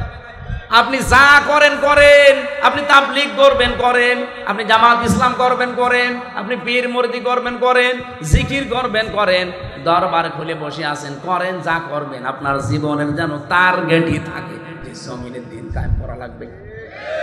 এ বিষয়ে যদি আপনার মন খারাপ হয়, ফতোয়াবাজি করেন যে না এটা দুনিয়ার কাজ, এটা রাজনীতি, সূরা শূরা 25 নম্বর পারা 13 নম্বর আয়াত, এটা 3 নম্বর পৃষ্ঠার 11 না 10 9 নম্বর লাইনে আছে, মাঝের অংশে পাবেন এতটুকু, কাবুরা আলাল মুশরিকিনা মা তাদউহুম ইলাই। আল্লাহ পাক বলেন, হে নবী আপনি যেদিকে ওদেরকে ডাকেন দিন কায়েম করো জমিনে, এটা শুনলে সবচাইতে বেশি মন খারাপ হবে তাদের যারা মুশরিক। বাংলার মুসলমানেরা, নামাজের কথা বললে আপনি আমাকে দোয়া করেন, ভালো কথা বলেন। রোজার কথা বললেও আপনার কাছে আমি ভালো। জমিনে যে আল্লাহর দিন কায়েম করা লাগবে এটা বললে আপনার কাছে রাজনীতি মনে হয়, দুনিয়ার কাজ মনে হয়। আপনি বিশ্বাস করতে পারেন যে কোনো কায়দায় আপনার দ্বারা মনে হয় শিরিক হচ্ছে। শিরিক করলে মানুষ যেহেতু মুশরিক হয়, আর দিন কায়েমের কথা শুনলে রাগ হবে, মন খারাপ হবে। খারাপ লাগবে কাদের? মুশরিকদের। বলেন বলেন, এ বাংলাদেশে দিন কায়েমের কথা বললে আপনার রাগ হয়, আপনি কি মুশরিক? বলেন। আমি তো স্টেজগুলোতে এসে আমার বাবার আইন কায়েম করো বলি না, বলি আল্লাহর বিধান কায়েম করা লাগবে। কারণ এইটা কায়েম হলে এই দেশে ডাকাতি থাকবে না, চুরি থাকবে না, জাকাত ভিত্তিক অর্থনীতি কায়েম হয়ে যাবে। ঠিক বাড়ি বাড়ি জাকাতের সম্পদ পৌঁছিয়ে যাবে। জাকাত নেওয়ার জন্য তখন পাড়া খেয়ে মরা লাগবে না। এদেশের সম্পদ বাইরের দেশে শুধু হাত পাতা লাগবে না। যে টাকায় আছে এদেশের সম্পদ আছে, শুধুমাত্র জাকাত ভিত্তিক অর্থনীতি কায়েম করে দেন, এ দেশটা ঠিক 1 বছরে আবার দাঁড়িয়ে যাবে। আর বাইরের মুসলমানদের 57টা, তারা তো বিভিন্ন কায়দায় আমাদের দেওয়ার জন্য রেডি হয়ে আছে। আমি মালয়েশিয়া গিয়েছিলাম, সৌদি আরবে ছিলাম, এই দেশটার চাইতে 14 ডবল বড় এই দেশটা। যেখানে যেখানে মিশেছি তারা জানে যে এই পৃথিবীতে সব চাইতে বেশি মুসলমান বাস করে ইন্দোনেশিয়ায় আর বাংলাদেশে। জাকাত ভিত্তিক অর্থনীতি কায়েম করেন না কেন? তারা জাকাত পাঠাবে, ওই টাকাগুলো, নিজের টাকাগুলো, নিজের সম্পদগুলো আপনি শুধু মানুষের দ্বারে দ্বারে জাকাত ফরজ পৌঁছিয়ে দেবেন। 1 বছরের ভেতরে দেখবেন ওই মানুষটা আর ভিক্ষা করবে না, মানুষের চাঁদাবাজি, ছিনতাই, চুরি না। ও নিজের যখন কর্মসংস্থান পাবে, পেটে খাবার থাকবে, তখন ঠিক ভালো রাস্তায় চলবে। বাংলাদেশ জামাত ইসলামের কোন মানুষ চাঁদাবাজি করে না, ছিনতাই করে না, রাহাজানি করে না। এই কারণে করে না, আপনি দেখবেন এই মানুষগুলো যাই হোক, গরিব হোক আর ধনী হোক, আর একটা কাজ আছে। এই যে এই লোকটা জামাত ইসলাম করে, ও কাপড় সেলাই করে খায়, দর্জি। তাতে কি হয়েছে? পায়খানা সাফ করলেও সে মানুষ। আমি কাজ করে খাই, আমি মানুষেরটা আত্মসাৎ করি না। বাংলাদেশ জামাত ইসলামীতে এই দেশে যত মানুষ আছে দেখবেন, সে ধনী হোক, গরিব হোক, মধ্যপন্থার হোক, তার যে কোনো একটা কাজ আছে। আমি জামাত ইসলামী করি, এই যে ওয়াজ আমার কাজ না, এটা আমার দায়িত্ব, কিন্তু আমার একটা আলাদা কাজ আছে। আমার একটা ব্যবসা, 2টা ব্যবসা আছে, একটা বইয়ের, একটা কাপড়ের। যদিও সরাসরি আমি সময় না দিলে আমার লোক রাখা আছে, আমার শালাটা কাজ করে, আমার আর কর্মচারী দিয়ে কাজ করি, আমার কর্মজীবন আছে, আমার ব্যবসা আছে, লাভ লস আছে। এই জন্য আমার চাঁদাবাজি করা লাগে না, আমার ছিনতাই করা লাগে না, আমার টেন্ডারবাজি করা লাগে না। অথচ যে মানুষগুলোর কর্মজীবন নেই, তাদের কর্মজীবনই এই রাজনীতি। বলেন তো, তার কোনো কর্মজীবন নেই, কোনো কাজ নেই, ওর কাজই রাজনীতি করা। সে মেম্বার হয়ে, চেয়ারম্যান হয়ে, মেয়র হয়ে, এমপি হয়ে ও মেরে খাবে নাকি? আকাশের দিকে তাকিয়ে থাকবে। এই কারণে কুষ্টিয়ার কথা বলছি। আগস্টের 5 তারিখের পরে এই যে এই সেপ্টেম্বর আরম্ভ হচ্ছে কালকে থেকে, এই 1 বছর 26 দিনের একটা জরিপ, শুধু কুষ্টিয়ায় বহু মানুষ হাজার হাজার কোটি কোটি টাকা শুধু চাঁদাবাজি করেছে।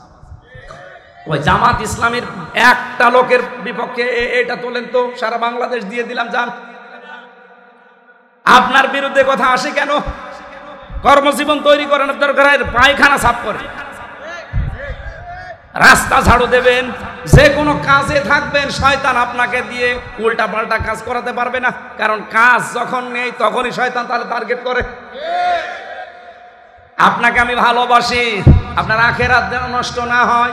আরে ভাই, চাঁদাবাজি করে হয়তো আপনি 2 কোটি টাকার মানুষ হবেন, আপনার চাইতে আরো 5 কোটি টাকার মালিক ছিল অনেকেই, কিন্তু এখন বাড়িতেও থাকতে পারে না। আমি নিজে সাক্ষী, 620টা বাড়ি একজন মন্ত্রী ছিল।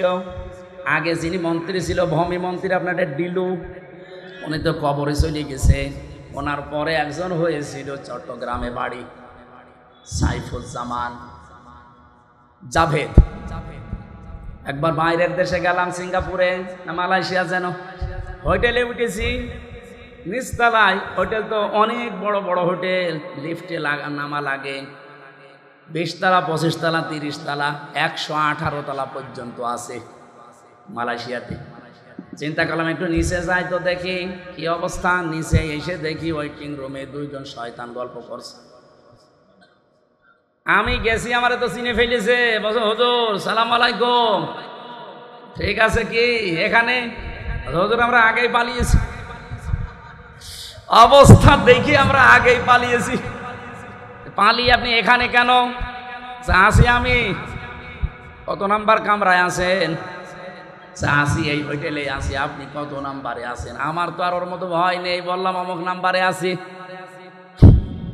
আপনি এখানে হোটেলে এসে থাকেন, অথচ শুনেছি নাকি এই দেশে আপনার সাহেব পাড়া আছে, সিঙ্গাপুরে আপনার নিজের ফ্ল্যাট আছে, থাইল্যান্ডে আপনার বাড়ি আছে, আমেরিকায় বাড়ি আছে, কানাডায় বাড়ি আছে, আর বাংলাদেশের বিভিন্ন জেলায় সব মিলে সরকারি তালিকায় তার 620টা বাড়ি। আমার বাবার একটা বাড়ি মাত্র। তাই আমি এই 1 বছরের ভেতরে মনে হয় 2 মাসও বাড়ি থাকতে পারি না। 10 মাসে আমার রাস্তায় কাটে। আর আপনার 620টা বাড়ি কবে থাকবেন? আমারে বছর থাকা আগস্টের 5 তারিখ, তো আপনারা সব দখল করে নিলেন। আমি 3 তারিখে রাতে পালিয়েছি। এই পর্যন্ত প্রায় 7 মাস চলছে।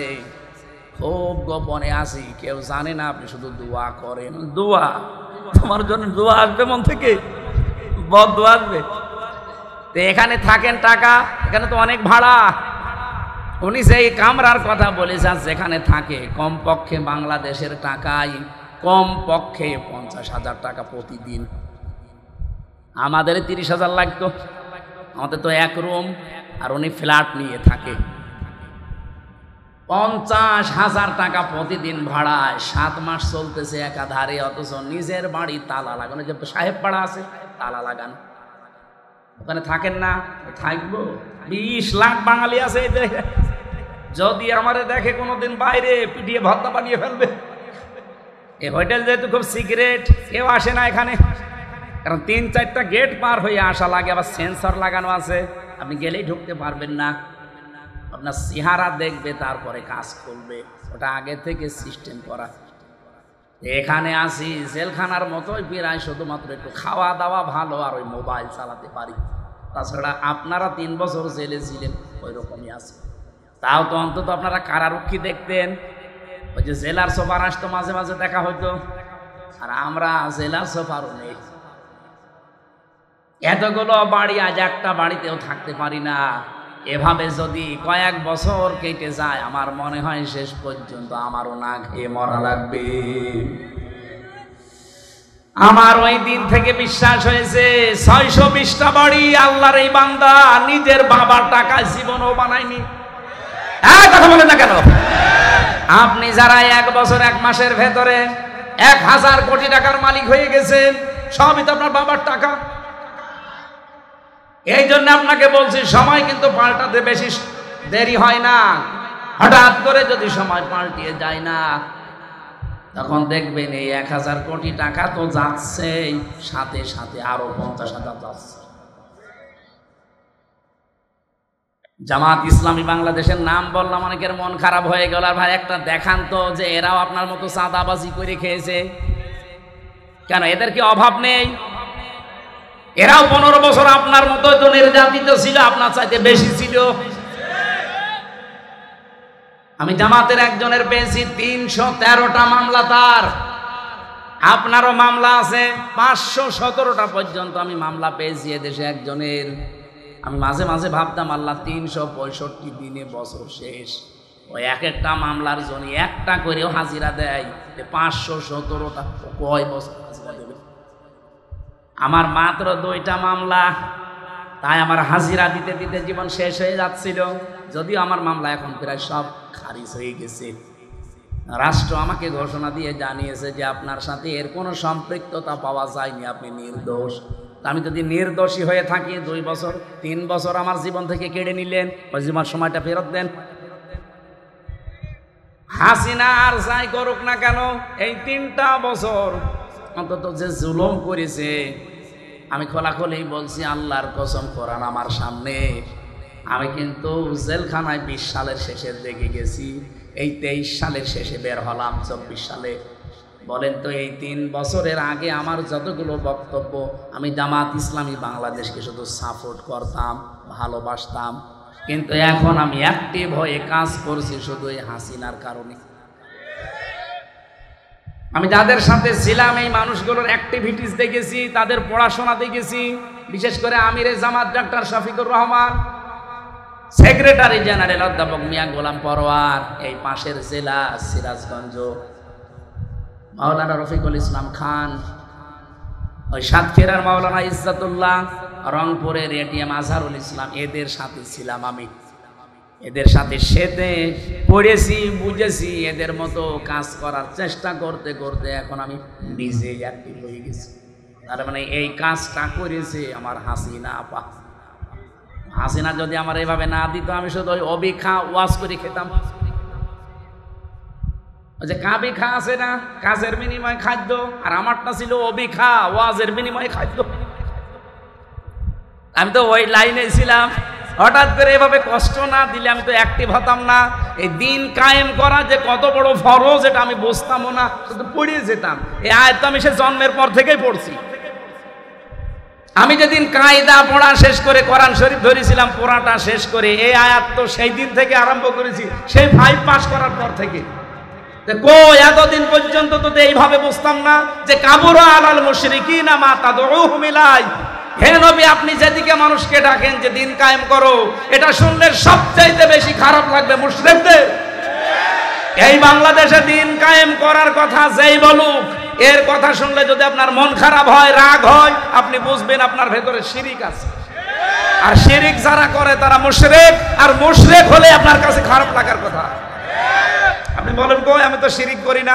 অবশ্যই করেন, না এটা আপনার কাছে খারাপ লাগে কেন? কোরআন শরীফ কি মিথ্যা হবে? এই জন্য আপনি শিরিক করছেন, আপনি আগে মুক্ত হন, তাহলে আপনার কাছে দিন কায়েমের কথা শুনলে আনন্দ লাগবে, মন খারাপ হবে না। আর আপনাকে আল্লাহ নিয়ে আসবেও না। এই আয়াতের শেষের শব্দ আল্লাহু ইয়াজতাবি ইলাইহি মাইয়াশা। আল্লাহ পাক যাকে ইজতিবা করেন, মানে মনোনীত করেন, পছন্দ করেন দিন কায়েমের জন্য, তাকে আল্লাহ এই কাজে লাগান। ওয়াহদি ইলাইহি মাইয়ুনিব। কিন্তু আমার আল্লাহ দেখেন যে এর মন আছে কিনা। আপনি যদি মন থেকে ফিরে আসেন, আল্লাহর দিন আমি কায়েম করবই, চেষ্টা করে যান, তখন আল্লাহ আপনাকে এই কাজে লাগাবে। বাংলাদেশে সবাই কি দিন কায়েমের পক্ষে? বলেন বলেন। 18 কোটি মানুষ, এখন মাত্র 7 কোটি 20 লাখ মানুষ। এই যে জরিপ 3 দিন আগে, 7 কোটি 20 লাখ মানুষ এখন চাচ্ছে যে দিন কায়েম হোক, আর বাকিরা এখনো চাই না। আমি বিশ্বাস করে আয়াত দ্বারা, সূরা শুরা 13 নম্বর আয়াত, এই বাংলাদেশে এই 20 কোটি কি 7 কোটি 20 লাখ মানুষকে আমার আল্লাহ অলরেডি তার দিন কায়েমের জন্য নির্বাচিত করেছে তাদের মন দেখে। তারা যেহেতু ইলাইহি উনিব, মন থেকে ফিরে আসতে, উনিব না ইউনিব, ইলাইহি ইউনিব, যারা মন থেকে আল্লাহর দিকে ফিরে আসতে চায় তাদেরকে দিন কায়েমের কাজে আল্লাহ লাগিয়ে দেন। আর বাকি এখনো যাদেরকে আল্লাহ নির্বাচিত করেনি, পছন্দ করেনি, তারা আসতে পারে নাই, তাদেরকে আহ্বান জানাচ্ছি, মন তৈরি করেন, জীবনের টার্গেট বানান যে আমি 200 বছর বাঁচবো, দিন কায়েম হবে না, আমি বেঁচে থেকে লাভ কি? আল্লাহর বিধানে যদি কায়েম না হয় জমিনে, আমি তো অন্তত 100 বছর পরে মরে যাব, কিন্তু জমিন তো এভাবেই থেকে যাবে, শয়তানরা চালাবে না। আমি যতদিন আছি আমার টার্গেট এইটা যে জমিনে কি করে আল্লাহর দিন কায়েম করা যায়। একটু মন চায় না, চর্ম চোখে দেখতে মনে চায় না যে কোরআন দিয়ে চললে দেশটা কেমন লাগে? আর এটা বললে আপনার কাছে রাজনীতি মনে হয় কোন কারণে? আপনি করেন, আমি আপনার পেছনে আছি। হয় আপনি নিজে ভালো হয়ে এই কাজ করেন, হয় নিজে ভালো হয়ে এই কাজ করেন, নয়তো যারা করছে তাদের পেছনে থাকে। ফতোয়াবাজি করবেন না, ওয়ালা তাতাফাররাকু ফি, কোন ফতোয়াবাজি এই লাইনে চলবে না। নবীজি বলেন এরা আরাফ নামক স্তরে দাঁড়িয়ে আছে এই প্রাচীরে, যে জাহান্নামে দিচ্ছে না, এই একটাই কারণ সবচাইতে বড় ভালো কাজ করেছে দুনিয়ায় তারা, আর ছোটখাটো অপরাধ আছে তাদের। এই জন্য আরাফ সূরা থেকে তাফসীর শুনবেন, এই বিষয়টা আপনি নিজেকে ভাবেন তো, এই প্রাচীরের উপরে আপনি আমি দাঁড়িয়ে আছি। হয়তো মা বাবার সাথে খারাপ আচরণ করেছি, তাদের হক আদায় করি না, জান্নাত আল্লাহ দেবে না, জীবনও দেবে না। জাহান্নামেও দিচ্ছে না, শুধু দিন কায়েম করার চেষ্টায় ছিলাম এ কারণে। এখন এখানেই যদি দাঁড়িয়ে থাকা লাগে, তা আমার মতো কপাল পোড়া কেউ আছে? এই জন্য এখন থেকে সংশোধন হওয়ার সময়। আল্লাহ রবিউল আউয়াল মাসে যে আয়াতটা পড়েছি এত বড় বিশাল সূরা থেকে 206টা আয়াত, এই আয়াতের ভেতরে আল্লাহ প্রথম গুণাগুণ দিচ্ছেন আল্লাযীনা যারা ইয়াত্তাবিউনার রাসূলান নাবিয়্যাল উম্মিয়্যা, যারা অনুসরণ করে রসুলের, নবীর এবং নবীর গুণাগুণ। 1 নম্বরে তিনি আল্লাহর রসুল ছিলেন, 2 নম্বরে তিনি নবী ছিলেন, 3 নম্বরে তিনি উম্মি ছিলেন। উম্মি মানে নিরক্ষর। এভাবে আমাদের মতো তিনি লিখে পড়ে এভাবে পাশ করেননি, কিন্তু এই পৃথিবীতে সবচাইতে জ্ঞানী মানুষ বলা হয় সব দিক থেকে মুহাম্মাদুর রাসূলুল্লাহকে। এই জন্য নবীজি নিজে মাঝে মাঝে বলতেন ইন্নামা বুইস্তু মুআল্লিমান, অবশ্যই আমার আল্লাহ এই পৃথিবীতে আমাকে পাঠিয়েছে শিক্ষক করে। কি করে বলেন বলেন? এই যে ইন্না মা দেওয়া আছে, একটু ভালো করে শোনেন। ইন্নার পরে যদি মা আসে কোনো জায়গায়, কোরআনে হোক হাদিসে হোক, আপনি আরবি গ্রামারের নিয়ম হচ্ছে ইন্নার পরে মা যোগ হলে অর্থ দাঁড়ায় একমাত্র, কেবলমাত্র, শুধুমাত্র। বুইস্তু আমাকে পাঠানো হয়েছে মুআল্লিম, শিক্ষক হিসাবে। বিশ্বনবী এই পৃথিবীতে শিক্ষক ছিলেন, অথচ তিনি বলেন আমি নিরক্ষর, অক্ষরই চিনি না, লেখাপড়ায় জানি না। বিষয়টা কেমন হয়ে গেল? এই পৃথিবীতে যার কাছে যে শেখে সে হচ্ছে শিক্ষক, আর যে শেখে সে ছাত্র। যেহেতু সারা জীবন শিক্ষককে দেখলে ছাত্র সম্মান দিতে বাধ্য। বলেন বলেন? নবীজি যদি দুনিয়ায় কারো কাছে শেখে তাহলে তো তার ছাত্র হয়ে যাবে, তার এবার সম্মান করে কথা বলা লাগবে। এজন্য নবীজির রওজায় লেখা আছে ওই সূরা হুজুরাতের আয়াতটা, লা তুকদ্দিমু বাইনা ইয়াদাইল্লাহি ওয়া রাসূলা লা তারফাউ আসওয়াতাকুম ফাওকা সাউতিন নাবিয়্যি ইলা আখিরি আয়াত। তোমাদের আওয়াজ যেন রসুলের আওয়াজের উপরে না ওঠে, তোমাদের কদম যেন রসুলের কদমের সামনে চলে না যায়। আমার ভাইরা, বিশ্বনবী মুহাম্মদুর রাসূলুল্লাহ কাউকে সম্মান দেবে শিক্ষক হিসাবে, এটা মানায় না নবীজির জন্য। আমার আল্লাহ এই জন্য নিজে সরাসরি শিক্ষক হয়ে জিবরাইলের মাধ্যমে নবীজিকে শিখিয়েছেন। জোরে বলেন সুবহানাল্লাহ। তাহলে নবীজি যে উম্মি ছিলেন, নবীজি যে উম্মি ছিলেন এটা তার দর্শনীয় না, এটা তার একটা মর্যাদার পথিক, যে লেখাপড়া দুনিয়ার মানুষের কাছে না করেও তিনি মহান শিক্ষক। আল্লাহ রাব্বুল আলামিন এবার জানিয়েছেন আল্লাযী ইয়াজিদুনাহু মাকতুবান ইনদাহুম ফিত তাওরাতি ওয়াল ইনজিল। আজ ইহুদি খ্রিস্টানরা আপনার কাছে এসে মানতে চায় না, অথচ ওদের ইনজিল, ওদের তাওরাতের ভেতরে আপনার পরিচয় আমি লিখে দিয়েছি যে এই গুণাগুণগুলো আমার নবীর আছে, তোমরা মিলিয়ে নাও। যতগুলো গুণাগুণ আল্লাহর নবীকে আল্লাহ দিয়েছিলেন তার ভেতরে 1 নম্বরে ইয়ামুরুহুম বিল মারুফ, তিনি ভালো কাজ বা পরিচিত কাজের আদেশ দিতেন। ওয়া ইয়ানহাহুম আনিল মুনকার, অন্যায় কাজগুলো তিনি বাধা দিয়ে বন্ধ করে দিতেন। বলেন তো 54 বছরে কি আমরা অন্যায় কাজ বাধা দেওয়ার মতো শক্তি সামর্থ্য তৈরি করতে পেরেছি? কি করেছি? অনুরোধ, যে ভাই এটা না করলে ভালো হয়।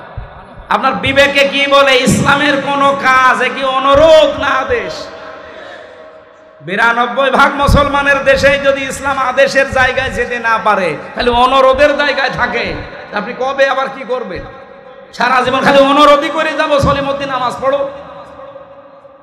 আমরা এবার ইসলামকে শুধুমাত্র অনুরোধের জায়গা না, ওয়ায়ানহাহুম আনিল মুনকার, অন্যায় কাজে আমরা বাধা দিতে চাই। কথা বলেন না কেন?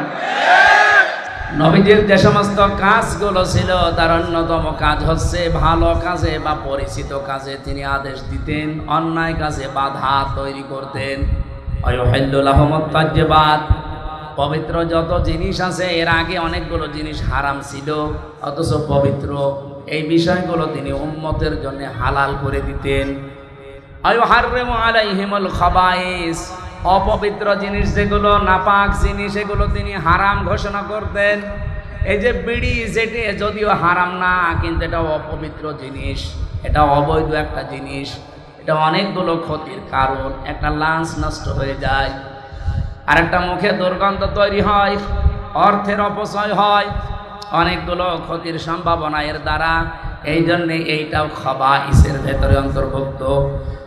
ওয়ায়াদাউ আনহুম ইসরাহুম, তিনি সরিয়ে দিয়েছেন, তুলে নিয়েছেন তোমাদের উপর থেকে এমন বোঝাসমূহ, ওয়ালাগলাল আল্লাতী কানাত আলাইহিম, যেগুলো তোমাদেরকে বাঁকা করে রেখেছিল, ওগুলো সব তিনি তোমাদেরকে আল্লাহর পক্ষ থেকে আদেশ দিয়ে দিয়ে সরিয়ে দিয়েছে। ফাল্লাযীনা, সুতরাং এখন তোমাদের উচিত হবে আমানু বিহি, তার উপরে বিশ্বাস করা, ওয়াজ্জারুহু ওয়া নাসারুহু, এই মানুষটা এখন আর নেই, কিন্তু তার অনুসারীরা আছে, আলেমরা। পৃথিবীতে যদি এখন এই আয়াত কেউ মানতে চায়, তাহলে নবীর উত্তরাধিকারী আলেম যারা, এই পৃথিবীতে নবীর নায়েবে রাসূল যারা, তাদের উপরে বিশ্বাস করা, তার মানে তাদের কথাগুলো মেনে চলা, তাদেরকে সাহায্য করা, সহযোগিতার জন্য তাদের শক্তি সামর্থ্য বৃদ্ধি করা। এরপরে আল্লাহ দিয়েছেন ওয়াত্তাবাউ, অনুসরণ করা, আন-নূর আল্লাযী উনজিলা মাআহু, তারা যে নূর নিয়ে এসেছে সেই নূর, তার মানে কোরআনে কারীম। উলাইকা হুমুল মুফলিহুন, এগুলো যদি দুনিয়ায় বাস্তবায়ন করে যেতে পারো, আমি আল্লাহ গ্যারান্টি দিচ্ছি তোমরা সফল হবে। জোরে বলেন সুবহানাল্লাহ। নবীজি বলেন, কোন মানুষ ইমানদার এখনো পর্যন্ত হতে পারে নাই যতক্ষণ তার কাছে তার ছেলে মেয়ে, স্ত্রী পুত্র, সন্তানাদি, এমনকি দুনিয়ার সব মানুষের চাইতে আমি নবী বেশি ভালোবাসা মহাব্বতের জিনিস না হব।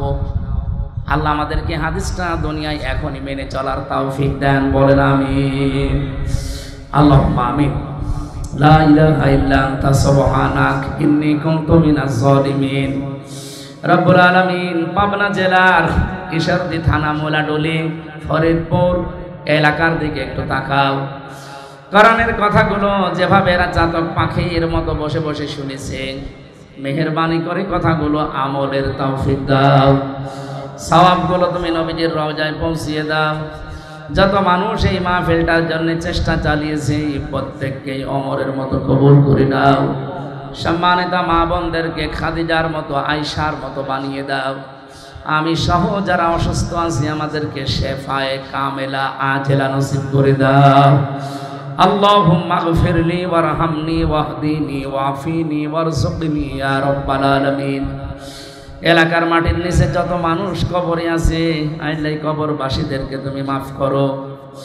বিশেষ করে জানাবে ধন মিয়া ভাই, এলাকার যুবকদেরকে সাথে নিয়ে কোরআনে কারীমের সুন্দর আয়োজনে যারা আঞ্জাম দিল, এ মানুষগুলোর জীবনের অভাব দূর করে দাও।